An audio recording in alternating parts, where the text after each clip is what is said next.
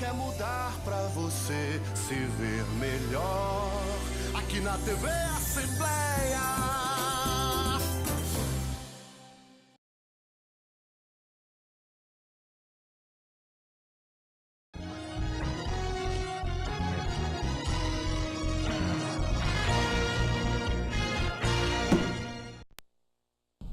Olá, boa noite, está no ar o Questão de Ordem.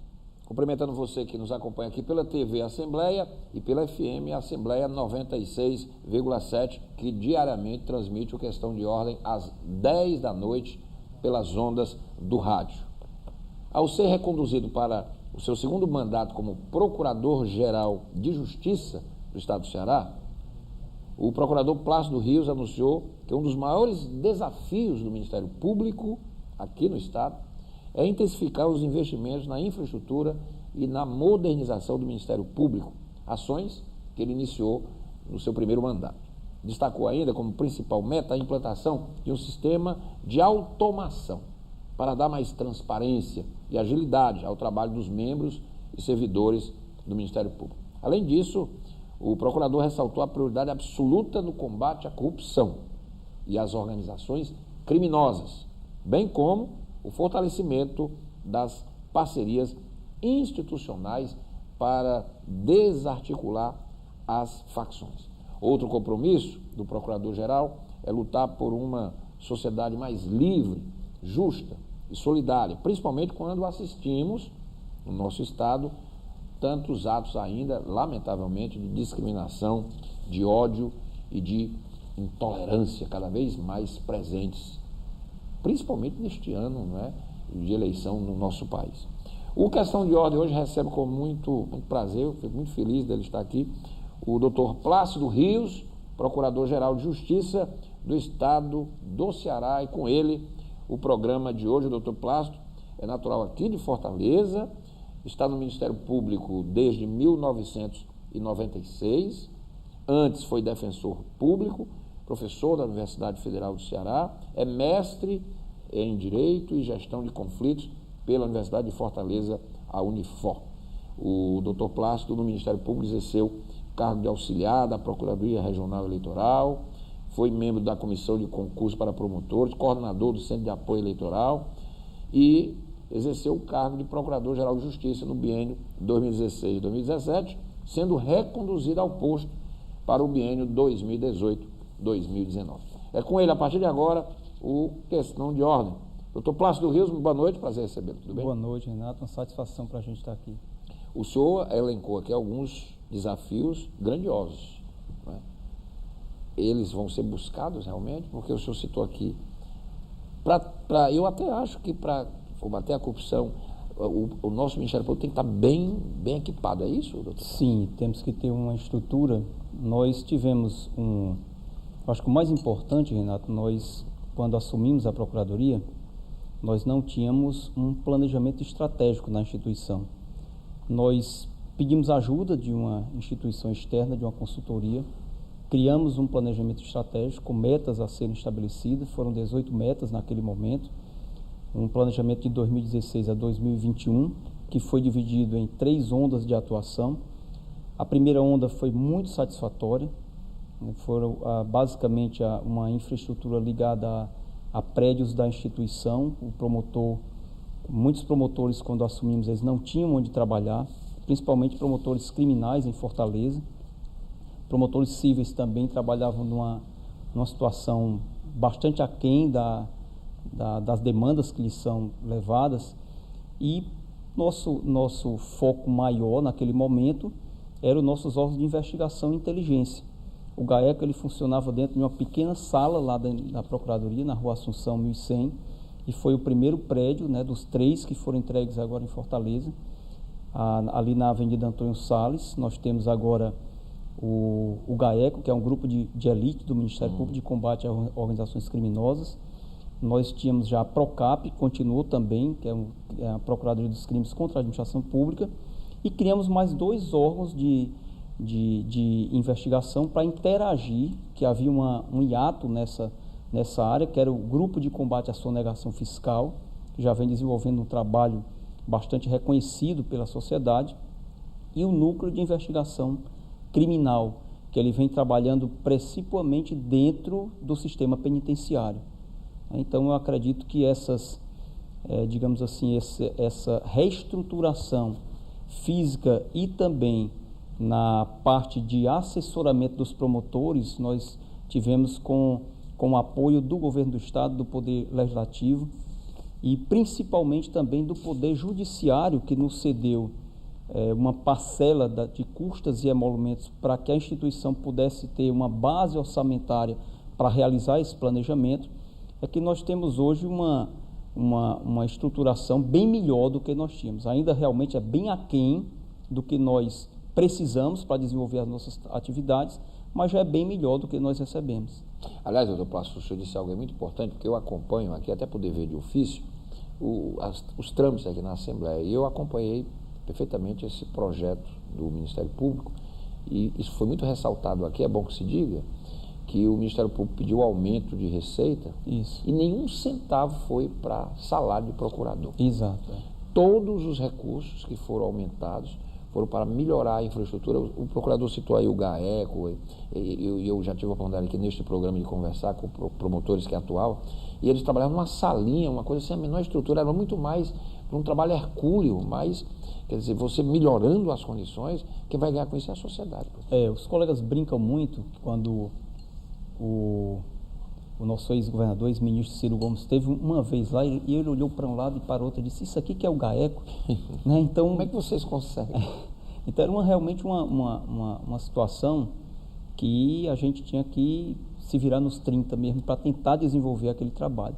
E fiquei muito feliz, Renato, porque aqui na Assembleia o projeto foi aprovado à unanimidade, né? Todos os deputados, além de aprovarem o projeto, fizeram também manifestações de apoiamento a essa estrutura, e hoje, mais feliz ainda por estar vindo a essa casa e apresentar para os deputados a razão maior da nossa luta com esse fundo de reaparelhamento, que era melhor estruturar a instituição no cumprimento das nossas obrigações constitucionais. Bom, estou aqui conversando com o doutor Plácido Rios, Procurador-Geral de Justiça do Estado. Na apresentação que eu fiz do doutor Plácido, eu não mencionei, mas vou aqui mencionar, que também o senhor já presidiu a Associação Cearense do Ministério Público. Muito orgulho. O senhor atualmente preside o Grupo Nacional de Combate a Organizações Criminosas do Conselho Nacional de Procuradores, é isso? Sim, é. Esse é um grande problema nacional, né, doutor Plácido? É um grande problema nacional. Agora, eu digo sempre, Renato, eu vejo com muita esperança, porque hoje o Brasil, ele tem a consciência do problema, né? Principalmente os trabalhos que foram desenvolvidos aqui pelo governador Camilo Santana, que é importante a gente registrar, foi o primeiro governador do estado a exigir um plano nacional de combate a organizações criminosas e, juntamente com os demais, a exigir também uma base orçamentária apta a que o estado possa desenvolver atividades de combate a essas organizações criminosas. Então, hoje nós temos já esse Ministério da Segurança Pública, nós temos também um maior diálogo entre as instituições públicas. Hoje nós temos inclusive o Ministério Público trabalha com o Centro de Inteligência do Exército Brasileiro, que nós trabalhávamos muito na parte de investigação. Agora é importante que o telespectador saiba que a parte de inteligência, ela difere da investigação. A investigação, ela acontece geralmente depois que o crime acontece, que você vai investigar. A inteligência é para tentar evitar que ele se chegue a ele, como recentemente, agora na última semana, a polícia fez com um atentado que seria realizado na Secretaria de Justiça, e a polícia já estava ali esperando, ou seja, a inteligência está funcionando de uma forma ainda não tão estruturada como deveria. Nós já devemos ter um sistema de inteligência a nível de estado do Ceará, a nível de Brasil, bem melhor do que nós temos, mas o fato é que... Mas começamos a andar, pelo menos. Começamos a andar, Renato, sem dúvida. O fato é que eu acho que ninguém no Brasil esperava que essas organizações criminosas tomassem o corpo que tomaram, a força que hoje têm e a dinâmica de atuação que eles têm, que se torna muito difícil você fazer esse monitoramento, esse acompanhamento e chegar antes dessas facções, porque a gente lida com os protocolos legais, eles lidam de uma forma absolutamente criminosa. Exatamente, a gente tem que combatê-los dentro da lei, Dentro da evidentemente, lei, sim. mas a gente, mesmo dentro da lei, o Estado precisa se cercar, não é, de processos ágeis, mais resolutivamente, nós temos que nos preparar melhor para vencê-los. Para né? vencê-los. Quer dizer, o fato de estarmos agindo dentro da lei não pode ser a desculpa para permitir que o crime compense, não é? Sem dúvida. Porque senão a sociedade é que perde. Sem dúvida. E o grande mal, eu acredito que nós, brasileiros, tivemos, foi abandonar as pessoas que eram presas dentro do sistema penitenciário. Então, toda a raiz do problema nasceu daí. Aqui no Ceará não é diferente. Então, hoje nós temos a absoluta certeza de que há necessidade do Estado retomar o controle nos presídios.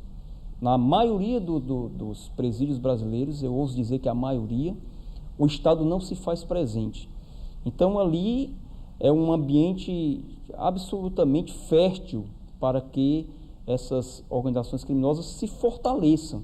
Muitas vezes, e aí gerou esse drama social que a gente vive hoje. Muitas vezes, quando se pensa que o Estado está segregando um criminoso da sociedade para nós termos mais paz social, você está colocando aquele criminoso dentro de um gabinete do crime, que é a penitenciária, e torna absolutamente difícil esse combate. Então, o primeiro passo a ser dado é resgatar o presídio, retomar o Estado, o controle sobre o presídio, acabar com a corrupção ou diminuir, né?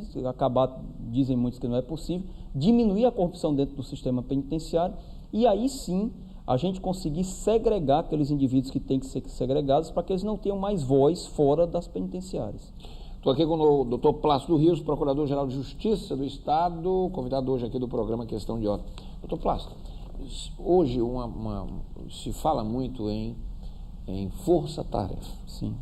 Qual é a avaliação? A Lava Jato, indiscutivelmente, que é hoje é a grande operação no Brasil, ela conquistou, eu acho que nunca na história deste país se avançou tanto no combate à corrupção, se recuperou o dinheiro roubado, enfim, com a Lava Jato, porque ela é uma eu assisti até uma entrevista do juiz Sérgio Moro, em que, ao ser colocado como uma espécie de paladino da Lava Jato, ele teve uma posição muito correta de dizer, olha, o Lava Jato não é só o juiz. Sim. E aí ele citou, a Lava Jato não teria sucesso se não fosse o Ministério Público, a Lava Jato não teria sucesso se não fosse a ação da Polícia Federal, a articulação de órgãos do Estado com a Receita Federal para cruzar dados. Sim. Quer dizer, a Lava Jato é um processo em que o Estado, através de várias instituições, se interagem para combater o crime. Esse é um modelo adequado? Nós temos que avançar para forças-tarefas também aqui, por exemplo, no Estado do Ceará, doutor Paulo? Renato, a força-tarefa, ela deveria se dar para atividades específicas dentro de um espaço de tempo específico. Né? Claro, não pode ser eterno. Não pode ser eterno. Qual a importância maior da força-tarefa? No Brasil, a importância de uma força-tarefa, lamentavelmente, é para conseguir fazer o óbvio, que são as instituições trabalharem conjuntamente, o que não era para ser necessário. Mas hoje o que é que acontece? Nós, e eu digo isso assumindo também a culpa do Ministério Público, muitas vezes nós trabalhamos de forma estanque, né, segregados das demais instituições. A polícia faz um trabalho, o Ministério Público faz outro, e a gente muitas vezes faz retrabalhos, está investigando a mesma coisa. Então a força-tarefa, ela vem ligar as instituições, né? E nesse ponto ela é muito importante. E aqui no estado do Ceará nós estamos trabalhando também muito ligados. Melhorou essa articulação, doutor? Melhorou muito. Há uma harmonia muito grande hoje entre o Ministério Público, entre o próprio Poder Judiciário, entre a Polícia Civil, Polícia Militar, Receita Federal, Polícia Federal. Hoje nós temos procedimentos na Procap que a atuação da Receita Federal ela é muito grande. A atuação da Polícia Federal ela é muito grande. Sem falar nas polícias aqui locais, hoje nós estamos também, nos aproximamos muito mais agora do Tribunal de Contas do Estado. né, que vem sendo também um parceiro, e é importante a expertise que tem o Tribunal de Contas do Estado, mas para isso nós precisamos combater aquela vaidade das instituições, principalmente quando se tem resultados de operação, cada uma quer puxar para si aquele ganho que ela está trazendo, aqueles resultados apresentados. Não é assim. A gente sabe que eu mesmo já corrigi alguns releases, algumas informações que a gente vai passar para a imprensa, quando o Ministério Público, só que por trás, sempre o Ministério Público tem que estar alicerçado por uma investigação, que geralmente ela vem com a polícia. Se o juiz não deferir também aquelas medidas, não vamos fazer nada. Então é o sistema de justiça. É o sistema de justiça e o sistema também de investigação do Estado. É importante a força-tarefa nesse aspecto. Nós estamos falando a mesma língua hoje, até porque ou nós nos entendemos ou nós seremos destruídos. Não há outra saída. Eu vou aproveitar essa abordagem que o senhor deu aí, doutor Plácido, para fazer uma pergunta ao senhor. Nós temos que fazer as coisas dentro da lei, preciso deixar muito claro. Nós não podemos fazer as coisas fora da legislação. Sim. Mas qual seria o limite, na sua compreensão, no momento crucial que estamos a viver, para manter, por exemplo, sigilo de investigações e, ao mesmo tempo, permitir acesso das partes a processos, sejam eles na justiça, que no caso aí, ou mesmo um inquérito no caso da polícia? Os delegados reclamam muitas vezes, e eu já tive aqui a oportunidade de conversar com um deles, de que a justiça libera cedo demais, muitas vezes, sem anuência dos delegados, mas ele é obrigado a conceder. Sim. E ao conceder a permissão para que as partes tenham acesso aos processos de investigação, termina atrapalhando o objeto final da investigação e termina, ou seja, o objetivo final que seria impedir o mal feito, ou capturar, ou punir, não é, o infrator, claro, termina dando ao infrator a chance dos labirintos jurídicos brasileiros ele conseguir de alguma forma sair. Qual seria o limite que o senhor vê como membro do Público, que a gente poderia avançar nesse sentido? Porque muitas vezes o Poder Judiciário, com decisões, termina criando embaraços à investigação. Eu diria, Renato, que nós estamos dentro de um processo de maturidade das instituições e da própria democracia brasileira. Nós saímos de um regime ditatorial e talvez naquele afã, naquela necessidade de romper os grilhões da ditadura, nós caminhamos para um Estado onde também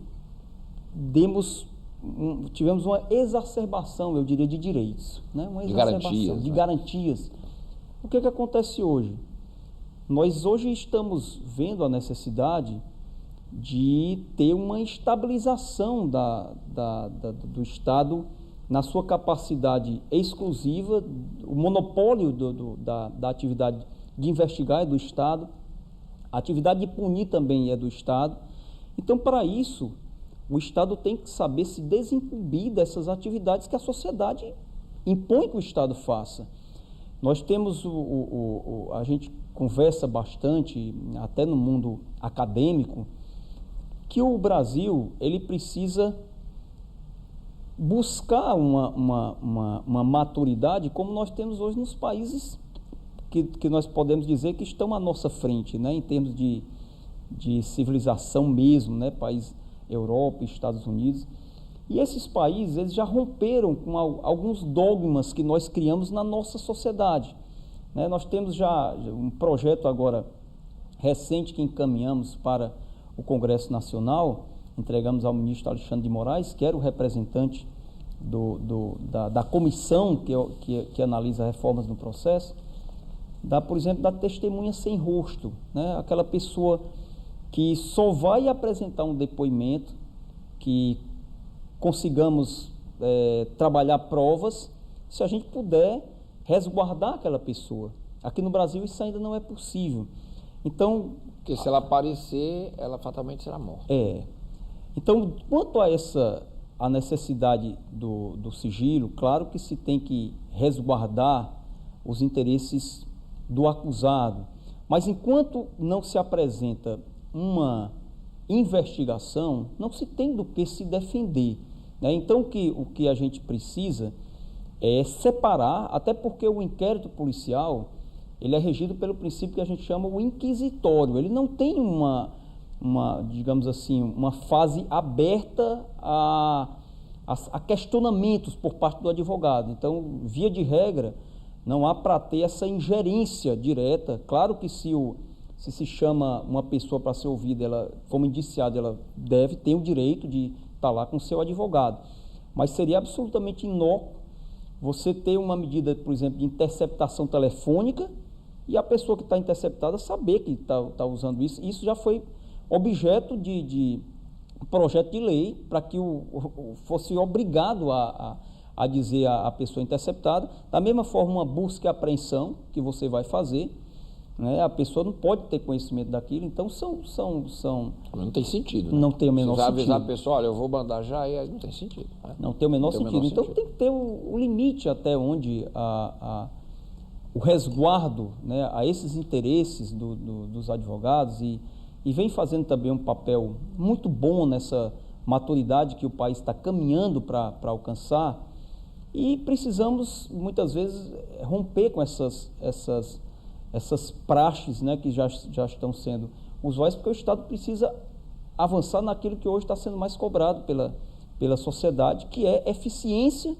no investigar e no punir também. Estou aqui com o doutor Plácido Rios, Procurador-Geral de Justiça do Estado do Ceará. Doutor Plácido, a gente está falando aqui dessa questão que o senhor citou bem, a questão do investigado, não há razão, etc. O Brasil, eu queria ouvir a opinião do senhor sobre como é que o senhor vê a possibilidade. O Brasil avançou numa compreensão que é aceita na maioria dos países civilizados. Eu acho que dos 100 e tantos países da ONU, 98% deles, a presunção de inocência, ela começa a ser decaída, a partir do momento das condenações na justiça. Sim. Nos Estados Unidos, por exemplo, há crimes em que o indivíduo começa a cumprir a pena após a condenação em primeira instância. Sim. No Brasil, nós tínhamos um entendimento anterior, o Supremo avançou em 2016, e agora já há um movimento, pelo que se nota na imprensa, da possibilidade de se reverter esta possibilidade, e aí passaríamos para ter uma terceira instância, no caso o STJ, ou voltaríamos para o trânsito completo em julgado, que no modelo de justiça brasileiro se sabe que favorece a prescrição das penas e, consequentemente, a não punição dos culpados. O que o senhor acha disso? Qual a sua visão desse problema? O ministro Barroso, ao meu ver, foi quem melhor definiu essa questão. O tribunal, a justiça de um modo geral, ela só pode ser chamada novamente a falar sobre uma matéria se existirem fatos novos. Principalmente um tribunal que ele traça uma linha de jurisprudência, uma uniformidade, ele busca uniformizar o tratamento, porque depois que o Supremo decide, o juiz lá de Acopiara, São Paulo, os tribunais todos dos estados, eles vão passar a decidir olhando aquilo que o Supremo decidiu. O Supremo Tribunal Federal já decidiu por duas vezes, que após a segunda instância já pode ser, já é cabível a execução da pena daquela pessoa. Então, o que é que o ministro coloca? Não se pode, em não existindo fatos novos, o tribunal chamar novamente a julgamento para que existam pessoas novas, porque aí você vai estar causando uma inversão de valores dentro da justiça. Você vai fragilizando a justiça, é o que está acontecendo hoje. Você não pode pessoalizar. Não pode, exatamente, você não pode pessoalizar. Então você está criando A lei é para todos, né? como que um juízo de exceção, né, para se julgar uma situação que causa uma instabilidade terrível, diria até usando uma palavra mais grave, uma desmoralização da justiça brasileira. E quando o Supremo fez isso, ele fez dentro de um contexto lógico. Não foi à toa que ele entendeu que após a segunda instância, a pessoa já poderia passar a cumprir pena. É porque quando se recorre ao Supremo Tribunal Federal, não se vai, ao próprio STJ, você não pode mais discutir os fatos, né? Vamos supor que que a pessoa invadiu uma casa, atirou e matou.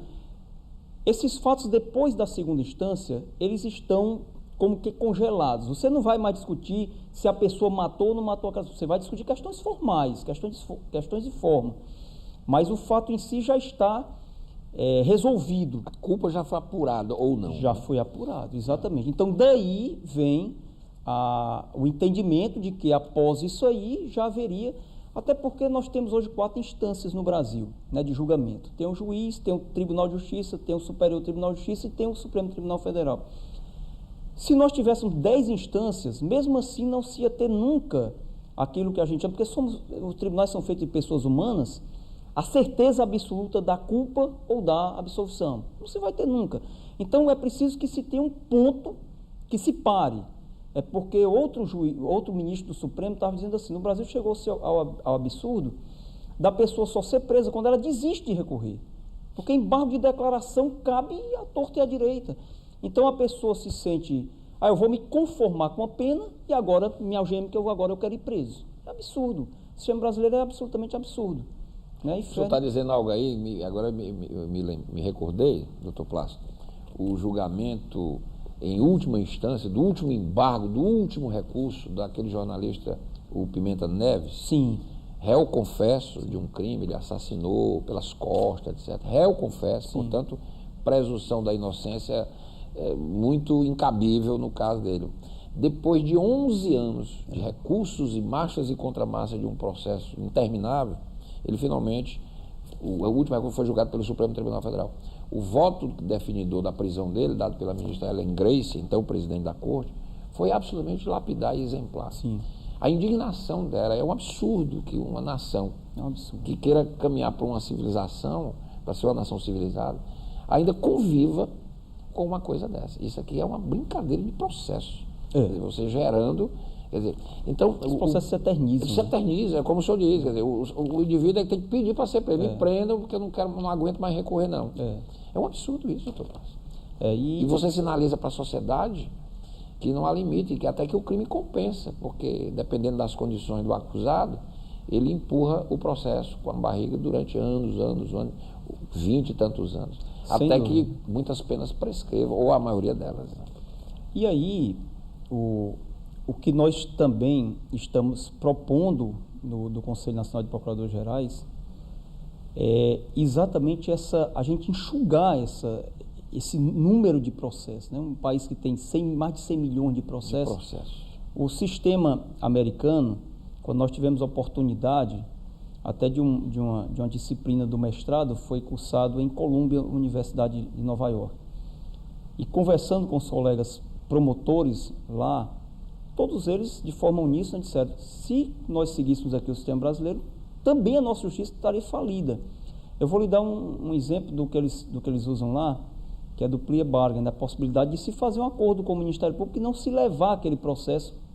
Aqui no Brasil nós somos obrigados a denunciar. Você chega, nós temos hoje as audiências de custódia, o preso chega em flagrante, a pessoa foi presa em flagrante com uma arma. Ele confessa, como você bem colocou, mas o promotor é obrigado a entrar com a denúncia, seguir todo aquele processo, fazer uma perícia na arma e ouvir as testemunhas para depois de 2 anos no mínimo a pessoa ter o que poderia ter exatamente naquele momento, fazer um acordo de se aplicar uma pena, o réu anuía com aquela pena ou não, como nós temos hoje nos delitos de menor potencial ofensivo. Nos Estados Unidos isso é possível. Nos Estados Unidos é regra. Lá em Nova York, por exemplo, o promotor falava que eram 8% dos casos se chegavam a julgamento. 92% eram resolvidos através de acordo. Então, não, é um sistema mais racional. Muito mais racional. Não se tem nenhuma estrutura capaz de aguentar 100 milhões de processos. Não se tem estrutura de Ministério Público, de Poder Judiciário, nenhuma. Nós temos que reavaliar isso aí. Nós temos que quebrar esse princípio da obrigatoriedade, estabelecer essa possibilidade de transação para que a gente possa resolver os problemas sociais. Essas sugestões estão no Congresso, é isso, doutor? Estão entregues ao ministro Alexandre Moraes, lá do Supremo, que encaminhará, né, fará, claro, tem uma comissão da Câmara dos Deputados E se a mudança comissão, na legislação penal. Mas ele já nos adiantou, pelo menos o ministro, que é absolutamente favorável a esse sistema, trazer esse sistema também norte-americano para o Brasil. Eu acho, né, doutor Plácido, que o próximo presidente, seja lá quem for, as eleições vão apontar, né, as urnas vão dizer, o senhor acha que essa questão de fazer essa revelação penal é prioritário no Brasil hoje, não é, doutor Plácido? É prioritário. É como eu digo, você tem um crime atuando no século XXI, com todas as ferramentas do século XXI, e você tem um Código de Processo Penal de 1940, que sofreu, claro, algumas mudanças, um Código Penal da década de 80, também que sofreu mudanças, mas está ainda muito longe de ter aquelas armas que nós precisamos, vamos dizer ferramentas também, para não dizer que a gente quer aquele direito penal pensar só em punir, mas se o Estado perde a capacidade de punir, como atualmente acontece, nós não temos mais capacidade de punir, nós perdemos isso. Quando nós observamos o número de delitos que são cometidos e que a gente chega a alguns estados 8%, e aqueles que têm mais eficiência, eles trabalham 15%, aqueles crimes são descobertos e levados a julgamento. Então você vê que nós praticamente perdemos a capacidade de responder de forma proporcional aquelas pessoas que cometem crimes. Isso tem que ser totalmente revisto. Isso é o reflexo do que nós estamos vivenciando hoje como sociedade. Estou aqui com o Procurador-Geral de Justiça, doutor Plácido Rios, que também preside o Grupo Nacional de Combate às Organizações Criminosas do Conselho Nacional dos Procuradores Gerais. Doutor Plácido, tem um assunto aqui que é muito interessante, e a produção me passou, porque neste programa eu já fiz uma série de entrevistas, e em muitas dessas entrevistas eu tive a oportunidade de receber aqui o doutor Manuel Clístenes Façanha, que é juiz lá da execução, dos menores, lá da execução, etc. E por várias vezes ele prega a mudança da lei, a mudança de abordagem, porque o estatuto, não é, segundo ele, não contempla mais a realidade brasileira. E eu recebi aqui a informação que o senhor apresentou uma proposta para aumentar o tempo de internamento de adolescentes em conflito com a lei ao ministro Alexandre de Moraes, que preside a Comissão de Juristas na Câmara, que trata sobre mudança da legislação. A proposta parte de um conjunto de outras mudanças sugeridas e prevê a ampliação de 3 para 10 anos o tempo de privação da liberdade. Evidentemente que o senhor sabe que o senhor vai enfrentar uma oposição de uma série de grupos políticos. Sim. Que não compreendem isso. Eu não sei por quê, porque do jeito que estamos aí, quer dizer, é uma brincadeira o que estamos a assistir. O doutor Manuel Clístenes aqui me citou casos que são verdadeiras aberrações. Isso. Né? E eu queria só falar sobre isso, que eu acho que essa ideia que o senhor levou, ela vem ao encontro de um grande clamor da sociedade. E é difícil até, Renato, nós discutirmos isso, porque não se discute essa questão. Quando a gente passa a tentar dialogar, a pessoa sempre vem com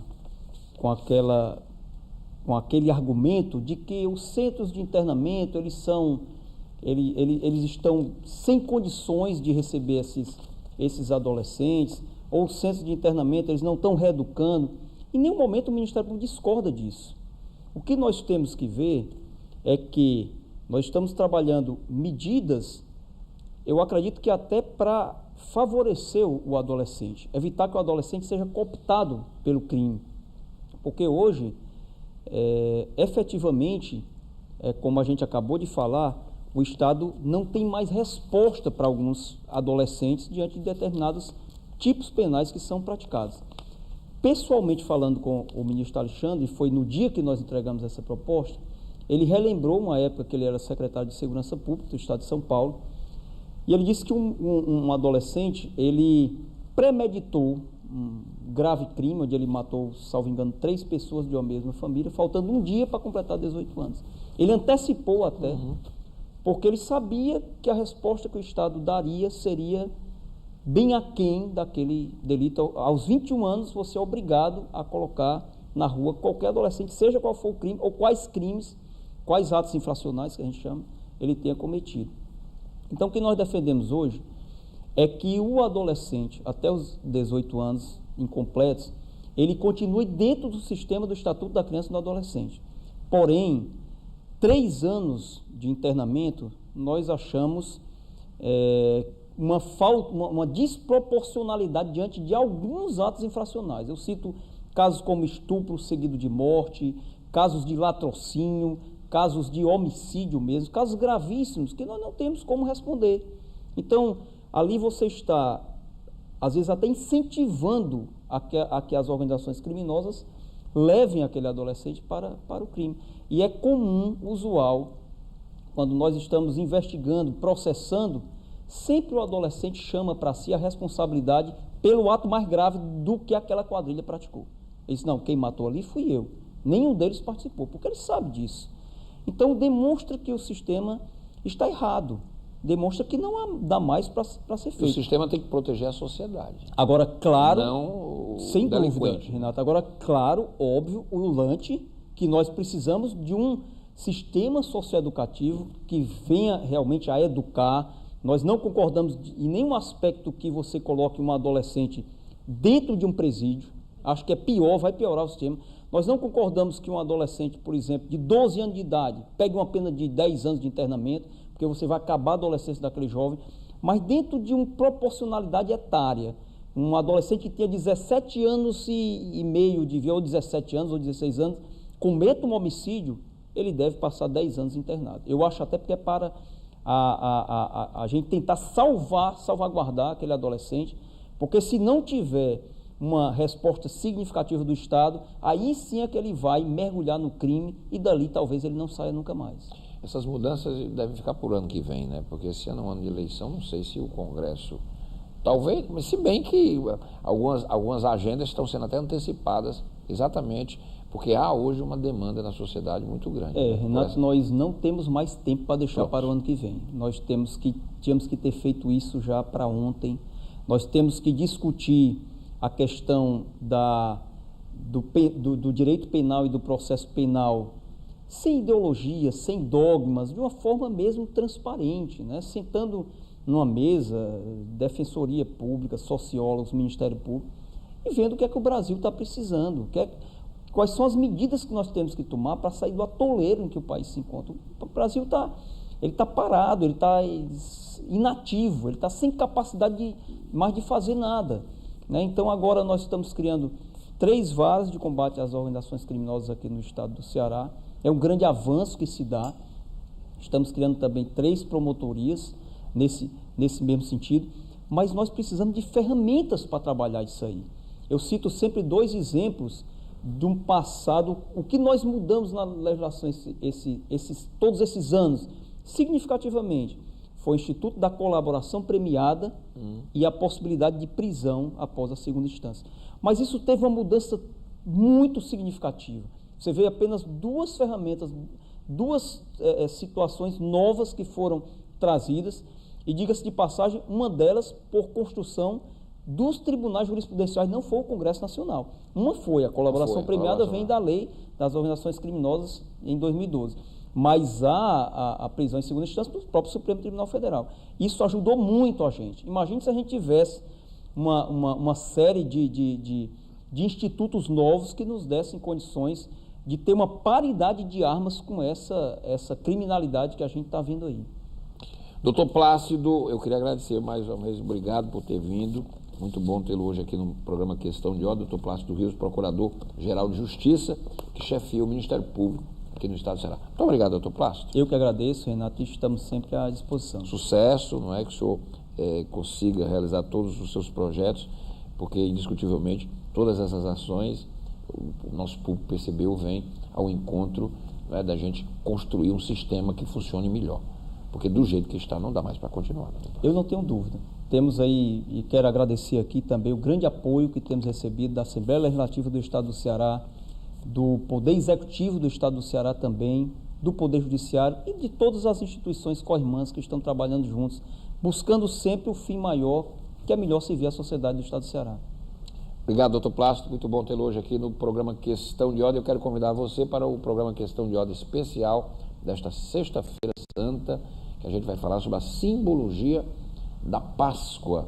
Eu vou conversar com um pastor que vai fazer um relato, um trabalho, uma análise sobre a simbologia da Páscoa, uma questão de ordem especial, nesta sexta-feira aqui, para você que nos acompanha na TV e também na FM 96,7. Questão de Ordem volta amanhã. Até lá.